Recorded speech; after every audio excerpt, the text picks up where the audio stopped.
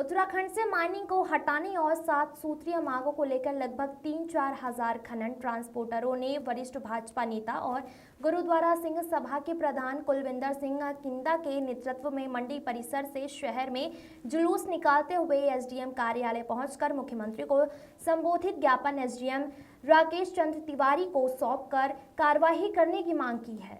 खनन ट्रांसपोर्टरों की भीड़ ने प्रशासन को हिलाकर रख दिया। प्रशासन को भारी मात्रा में पुलिस फोर्स तैनात करना पड़ा। वरिष्ठ भाजपा नेता और गुरुद्वारा सिंह सभा के प्रधान कुलविंदर सिंह किंदा ने कहा था, खनन ट्रांसपोर्टर हजारों की संख्या में एकत्र होंगे और उनकी अगुवानी में खनन ट्रांसपोर्टरों ने एकत्र होकर दिखा दिया।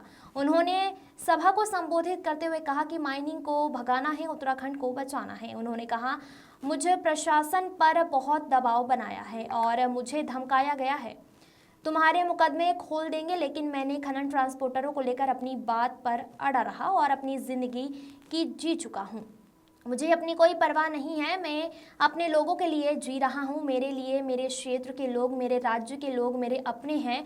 मैं उनका उत्पीड़न किसी भी कीमत पर बर्दाश्त नहीं करूँगा। उन्होंने कहा, प्रशासन ने आज शाम तक का समय मांगा है, जिस पर कोई निर्णय नहीं लिया गया तो 25 अक्टूबर को इससे भी बड़ा आंदोलन करने की रूपरेखा तैयार की जाएगी। उन्होंने कहा कि इस माइनिंग कंपनी के गुंडागर्दी की वजह से आज खनन ट्रांसपोर्टरों के वाहन उनके घरों पर खड़े हैं। 6 माह से अपनी वाहनों की किस्तें भी जमा नहीं कर पा रहे हैं। सभी खनन करने वाले लोग आज भुखमरी की कगार पर पहुंच गए हैं। उन्होंने कहा कि मुख्यमंत्री मेरे छोटे भाई हैं, उनसे चाहता हूं कि वह जनता के हित में काम करे, जिससे कि जनता उन्हें जिताया है और उनका भला करे। माइनिंग को भगाने के लिए राज्य के सभी खनन ट्रांसपोर्टर को एकजुट होना पड़ेगा। यह ईस्ट कंपनी अंग्रेजों से भी खतरनाक है, इसको नहीं भगाया तो यह लूट कर ले जाएंगे। भूखियों के कुमायूं मंडल अध्यक्ष विक्की रंधावा ने संबोधित करते हुए कहा कि यह खनन ट्रांसपोर्टर की रोजी रोटी का सवाल है। इसके साथ व्यापारी भी जुड़े हैं और सभी को इस लड़ाई को एकजुट होकर लड़ना पड़ेगा। उत्तराखंड राज्य से माइनिंग को भगाकर ही दम लेंगे। आमिर हुसैन की रिपोर्ट। और हाथ जोड़ रहे हैं और शाम तक का टाइम हमें चिन्हित कर दिया है।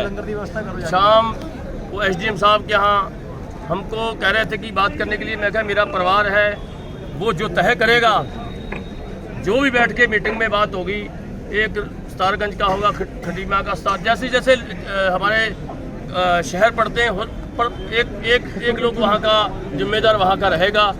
काशीपुर हो गया, जसपुर हो गया, जिम्मेदारी से जितने लोग होंगे 10, 12, 15 लोग हम नाम दे देंगे एसडीएम साहब को। शाम को मीटिंग है। आज तक शाम तक हमारी शांतिपूर्ण, ना किसी बीजेपी से ना किसी विधायक से हमारी मांगें पूरी होनी चाहिए। गरीब और मजदूर पिसता जा रहा है, बहुत तंग है, बहुत दुखी है। तो इस करके हम चाहते हैं शाम को जो मीटिंग में तय होगा, जो हमारा इलाका गरीब मजदूर तय करेंगे, उसके बाद में आगे रणनीति रहेगी। और हमें पूरा विश्वास है कि मांगें मानी जाएंगी जिस हिसाब से हमको कहा गया। और हम उनका शाम के बाद में हम धन्यवाद भी करेंगे। शाम तक हम न्यूट्रल हैं, ना इधर है ना उधर है। हम सरकार में होकर भी हम परेशान हुए, तब मैंने सरकार के साथ मोर्चा खोला। कोई मेरी उनसे कोई दुश्मनी नहीं है। और शाम के बाद में जो रणनीति तय होगी, हमारा इलाका तय करेगा। मैं सभी का धन्यवाद करूंगा। और मैंने सभी को आज तक शांतिपूर्ण कहा। कई लोगों की बात थी, मैंने कल कोतवाल साहब को बताई, मैंने उनको शांत किया। मैंने शांत रहो अपना, कोई लड़ाई झगड़ा नहीं, कोई नाराजगी नहीं, कोई कुछ नहीं करना है। मेरी उन्होंने बेनती, मैं उनका मानी मेरी, मैं धन्यवाद करता हूँ। आज बिल्कुल शांतिपूर्ण हमारा आए हैं यहाँ पे और शांति है। शाम के बाद में रणनीति तय करेंगे क्या करना है। हम 25 तारीख को हम कोई रणनीति बनाएंगे अगर हमारी कोई बात नहीं सुनी जाती। वैसे मेरे को पूरा विश्वास है। कई बातें हमको कह रहे थे, मैंने कि मेरा परिवार है, उनके परिवार के बगैर मैं अकेला बात कोई नहीं करूँगा। आपकी बात मैं रख दूंगा कि वो मीटिंग करना चाहते हैं। बहुत धन्यवाद उनका, लेगा जी का मैं धन्यवाद करता हूँ कि जिन्होंने। और सबसे बड़ा मेरा छोटा भाई और ये बल साहब, इन्होंने प्रयास किया, जो इन्होंने मीटिंग के लिए इन्होंने तय करवाया। मैं इनका दोनों का बाप बेटे हैं, मेरे भाई है बड़े, और ये मेरा भाई भी है, बच्चा, सब परिवार है बड़ा। तो मैं इनका धन्यवाद करता हूँ। हम तुम्हारे साथ हैं। माइनिंग कंपनी के खिलाफ आर पार खिलाफ, बिल्कुल आर पार खिलाफ। मैं गरीबों की आवाज़ को दबा नहीं सकता हूँ। पापी नहीं हूँ, धोखेबाज नहीं हूँ, गद्दार नहीं हूँ, जालिम नहीं हूँ।